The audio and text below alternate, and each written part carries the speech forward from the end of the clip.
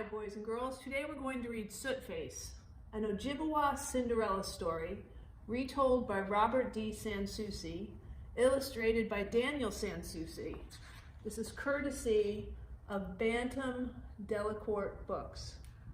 Once an Ojibwa man whose wife had died raised 3 daughters alone. They lived in a village beside a lake, deep in a forest of birch. The sisters were supposed to share the work of gathering firewood, cooking food, and sewing clothes from skins their father provided. The 2 older girls, though pretty enough, were lazy and bad-tempered. When their father was away hunting, they gave most of the work to their youngest sister. The flames from the cooking fire singed her hair and burned her skin. Sometimes her sisters beat her and smeared her face with ashes. Then they made fun of her and called her Sootface. Poor Sootface's eyes were always sad and tired, but her sisters only gave her more work. At evening, her eldest sister cried, "Hurry, lazy Sootface, fetch some wood to make a fire. Cook the deer meat, for we are hungry." In the morning, her middle sister said, "Hurry, lazy Sootface, clean the ashes from last night's fire.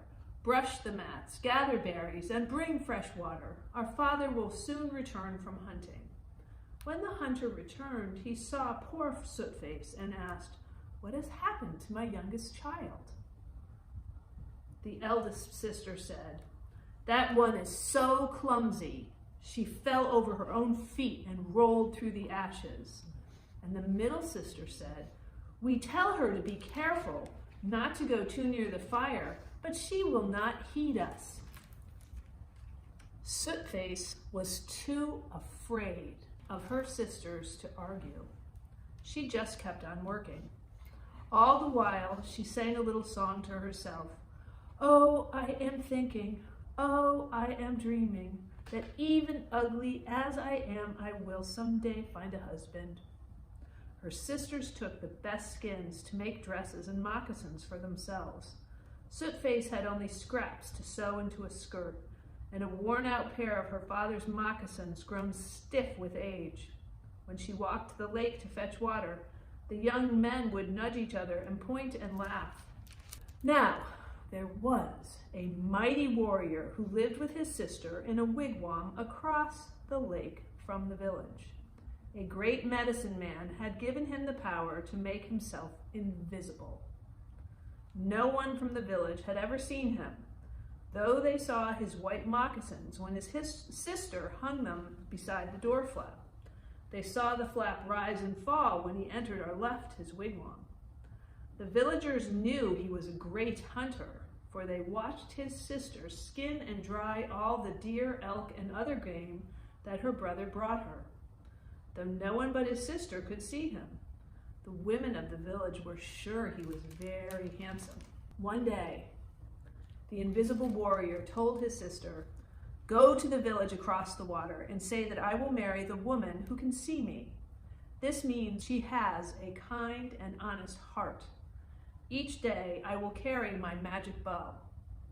The woman who tells you what my bow and bowstring are made of will be my bride." His sister brought this message to the village people. One by one, the young women came to visit the lone wigwam.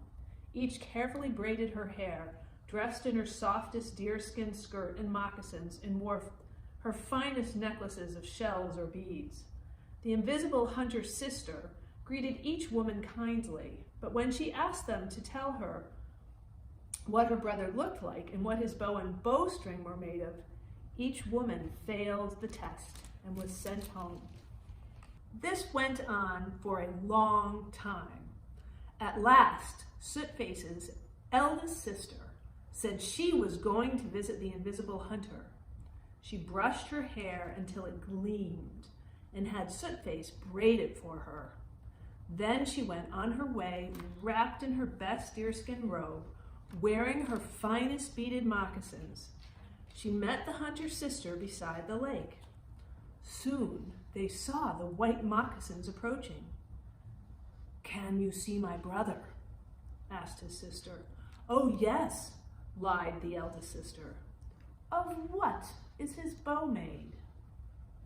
"Birch." "And with what is it strung?" "Rawhide." "You did not see my brother," the other woman said. The eldest sister went home in a bad temper. She yelled at Sootface and gave her more work to do. The middle sister, who thought herself clever, decided to try her luck. She hung strings of pale shells at her throat and had Sootface weave some into her long braids. Off she went, sure she would become the lucky bride. As she walked with the hunter's sister, she saw the white moccasins approaching. Quickly, she said, "Here comes your brother now." "Of what is his bow made?" asked the hunter's sister. "Horn," said the middle sister, thinking of the finest bow she could imagine. "And with what is it strung?" "Braided horsehair," said the middle sister, pleased at her own cleverness. But the other woman shook her head. "You have not seen my brother." The middle sister arrived home in a fury. She scolded Sootface and smeared more ashes on her face.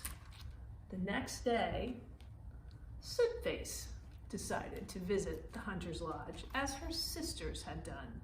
She begged her eldest sister, "Sister, sister, let me wear your white shell necklace, softest skirt, and moccasins. I want to go and seek a husband." But her sister refused, saying, "You would only make my clothes as sooty as yourself." Then Sootface begged her second sister, "Sister, help me wash and braid my hair so I may go and seek a husband."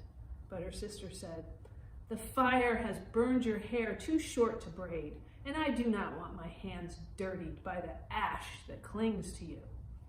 Sootface was stung by their unkindness, but she was determined to present herself to the warrior and his sister. She went alone into the woods. There she said, "Sister Birch Tree, share your soft white skin with me. Then I can wear a new skirt when I go to seek a husband." Sootface took strips of birch bark and sewed them together to make a skirt. She wove herself a necklace of wildflowers and soaked her old stiff moccasins in a spring until they grew softer. Next, she washed her face and hair as best she could. Her hair was too short to braid, so she decided to add flowers to it, all the while singing, "Soon I am thinking, soon I am dreaming, that I will find a husband. I'm sure it will be so." But when she passed through the village, dressed in the finery the forest had provided, her eldest sister cried, "You are so ugly and foolish looking. Go inside at once. You will shame us before the hunter and his sister." It's called Sootface's middle sister. Oh, they're not kind. But Sootface walked on as though they were no more than chattering birds in the trees. When her sisters saw that she would not listen to them, they began to laugh at her. To friends and neighbors, the eldest sister said, "Come see little Sootface. Her clothes are birch bark and weeds. Her moccasins are stiff and cracked, yet she goes to find a husband." Next, the middle sister shouted, "Look at little Sootface. Her hair is burned too short for braids, and the smell of cook fires clings to her. Still, she hopes to find a husband." Soon, all the village was laughing at her, but the young woman continued on her way, never once looking back. After a time, Sootface met the hunter's sister, who was drawing water from the lake. She greeted Sootface kindly, and they began talking. Suddenly, Sootface said, "There is a handsome man walking toward us. Do you know him?" The hunter's sister said, "You can see him?" "Yes, he is carrying a beautiful bow." "Of what is his bow made?" "A rainbow." "And how is it strung?" "With white fire like the Milky Way. the path of souls. The hunter's sister embraced Sootface, crying, "You are going to be my brother's bride and my own sister." She led Sootface to the wigwam. There she poured water into a big pot and mixed in sweet-smelling herbs. Sootface found her hurt and sadness washed away as easily as the ashes from her face. The hunter's sister gave her a dress of soft white buckskin decorated with beads and quill work. Then she combed Sootface's hair with a magic comb that made it long and thick and shiny as a blackbird's wings. Then she plaited into braids. "You have made me so beautiful," said Sootface when she looked at her reflection in the pot of water. "Your beauty was merely hidden beneath the scars and ashes," said the other woman kindly. Then she called her brother into the lodge. "What is your name?" the young man asked gently. "Sootface," the girl said, blushing. He smiled and shook his head. "Your eyes shine with such joy. I will call you Dawnlight. Today I will carry a gift of game to your family as a sign of our betrothal." Then his sister said, "Come, radiant Dawnlight, and sit beside my brother. Claim the wife's place by the door flap. From now on, this is your home." At these words, Dawnlight exclaimed, "Now I am happy. Now I am certain that I have found my husband, my new sister, and new home." They were married soon after. Everyone was pleased, except Dawnlight's two older sisters, who had to do all the cooking and cleaning themselves now.